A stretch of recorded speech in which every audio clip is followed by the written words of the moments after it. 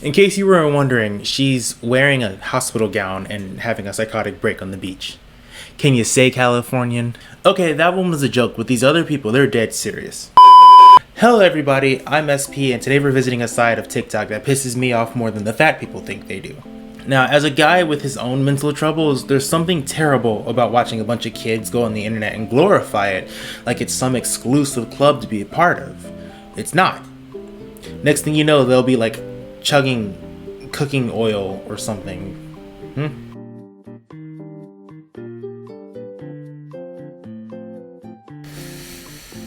Ooh.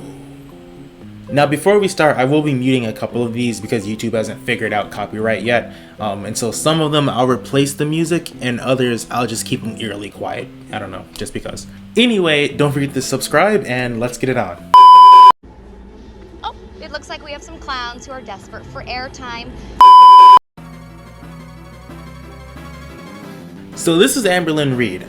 She is a very fat YouTuber who struggles with eating disorders. Binge eating to be particular. Now, this case is a bit different than the rest of what we're going to be looking at today because she's actually been diagnosed. She's been diagnosed 5 or 6 times. So, you know, which time is the real diagnosis?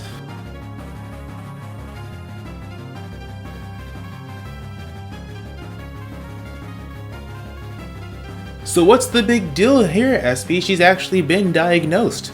Well, I'll tell you what the big deal is. Whenever I'm having a psychotic episode, you know, at 3 in the morning or something, I don't remember to set up my camera and, you know, put on the perfect lighting and all of that and just sit there and make sure that I'm in frame while I'm freaking out. If you look at a lot of public freakouts too, most of them, the person recording is not the person experiencing the freakout. So, do you see what I'm getting at here? It just screams fake, or like woe is me. In fact, it promotes defeatism, in my opinion. Relapse is hard. Well, maybe if you didn't, upload a video asking for clout, asking for attention and sympathy and actually went to go do something about it, maybe you wouldn't relapse. And what does Amberlynn Reed mean by relapse? If you look at the stuff she eats on a regular basis, I wouldn't consider this a relapse. I'm sorry. If you watch her more often than whenever I bring her up on the channel, then you'd know what I'm talking about. Yes, moving on. I wanted to talk a little bit about wow. So this is possibly the most popular bubble bursted on this topic, but I want to give my experience on people with Tourette's. You know, I met a guy in college who had Tourette's, and for all but one moment, you couldn't tell he had Tourette's. His thing was when his tic was under his breath while he's not doing anything or engaging in conversation, he just mutters the F word. But when he talked in normal conversation, you wouldn't really be able to tell. He never, in mid-sentence, was just go. Ow. Never mind. Now, I do believe I was working with a more milder case there. He was working. But, I don't really like the way this girl is just like, oh, it's this cute, quirky thing I do. When I'm pretty sure when people have tics that go this hard, it actually hurts them. It's actually disrupting them and making, they feel like a bit of a jolt on them.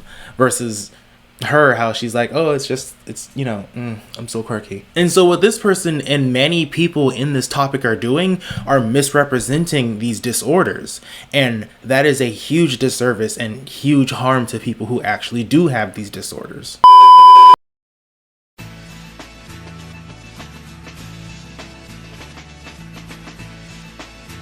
So do you see how this person has stats in every mental illness under the sun? They even put them on the same level as hating cosplay.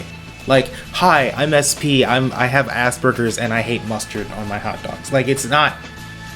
It's not just a small little quirk about you.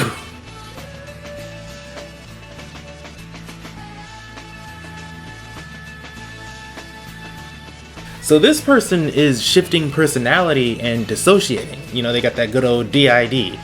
Or at least they're acting like it because, again, it's some cute, quirky thing about them.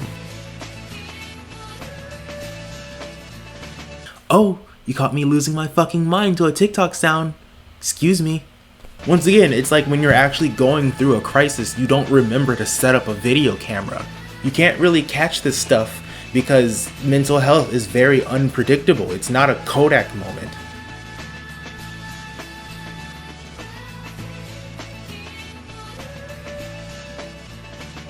Okay, but like these are like normal everyday things, like biting your nails and shaking your leg. You know, these are things everybody does because everybody experiences anxiety. You're not special for having anxiety, and I kind of feel like you're just using the tag to get some clout. I really hate those people who are like, oh my god, my anxiety, I can't function like a human being, I have anxiety.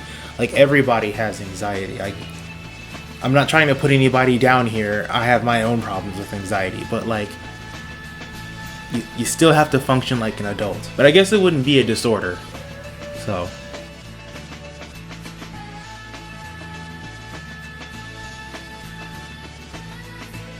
Okay, but like, she didn't even react. She just said she has ADHD and then put it in her tags.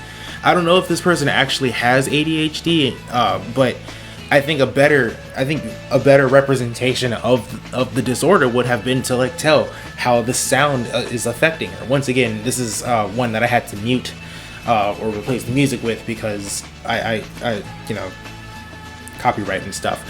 But like, I believe there's a difference between people who are just role playing it.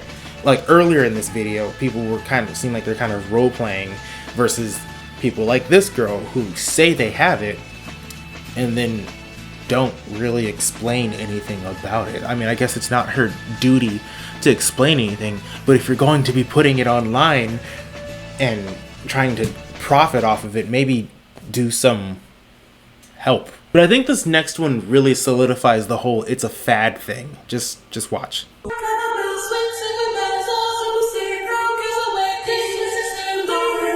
You pity neurotypical people because it's cool. It's cool having a disorder that's debilitating. Do you really think I'm up at 4 o'clock in the morning patting myself on the back and giving myself high fives because of my insomnia? No, it's terrible. I'm up at 4 in the morning losing my mind. This is Heidi fronting, and yes, we do all have different handwriting, so I'll go show you now. This is my handwriting. Katerina's handwriting. Lily's about 4, so this is her handwriting. Okay, Lily's handwriting is better than mine. I'm done here. Now, I don't want to sit here and, you know, just say all these people are fake. Mental disorders, once again, are very unpredictable, and so different people have different ways of coping with them, and some people's ways of coping just might be to grab for attention online. So I'm just saying that in my years of studying, dealing with my own problems, and then now I'm actually in testing for autism, I've never met people who run around shouting to everyone and proclaiming that they have these mental disorders. It's almost like a dirty secret to some people, and it has some much needed awareness to be spread. And these people aren't doing that. They're just misrepresenting and clout chasing, and it's doing more harm than good. I don't even think their purpose is to do good. It's just doing harm. It's like that movie Sia made, Music, that was supposed to be for autism awareness, and it was just one of the worst things I've ever seen. Again, as a fan who might have autism, I can't imagine what it's like actually having autism and watching that movie, especially the scene where the guy had to wrestle the girl. Like, we can get into that another time. But basically what I'm getting after here is, don't pretend you have a mental disorder online for clout. Like, stop that. Not to sound like an old fogey, but like, these fads are getting dumber and dumber. Thanks for watching, everyone. Bye.